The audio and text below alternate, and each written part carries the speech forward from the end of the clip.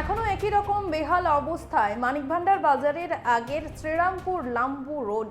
এই রাস্তার বেহাল অবস্থার কারণেই সাধারণ নিত্যযাত্রীরা প্রতিনিয়ত দুর্ভোগের শিকার হচ্ছেন।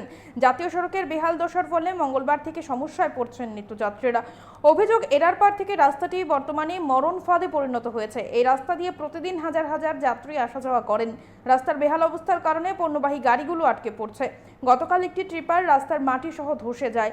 এখনও সেটি একই জায়গায় দাঁড়িয়ে আছে। তবে কবে নাগাদ রাস্তাটি স্বাভাবিক হবে তা বলা যাচ্ছে না। আপনাদের সামনে সেই চিত্র আমরা তুলে ধরছি। রাস্তার বেহাল অবস্থার কারণে সাধারণ মানুষ দুর্ভোগের শিকার হচ্ছেন। প্রচুর পরিমাণে গাড়ি আপনারা দেখতে পাচ্ছেন, আসা যাওয়া করতে সমস্যা হচ্ছে। এদিক দিয়ে প্রায় শতাধিক লোক প্রতিদিন আসা যাওয়া করেন এবং স্বভাবতই তারা প্রচুর সমস্যার মধ্যে পড়ছেন। মরণ ফাঁদে পরিণত রাস্তা এবং দেখা যাচ্ছে যে এই রাস্তায় গতকাল একটি ট্রিপার গাড়ি মাটি সহ ধসে যায়, যেটি এখনও সেখান থেকে সরানো সম্ভব হয়নি। এখনও পর্যন্ত সেখানেই রয়েছে গাড়িটি।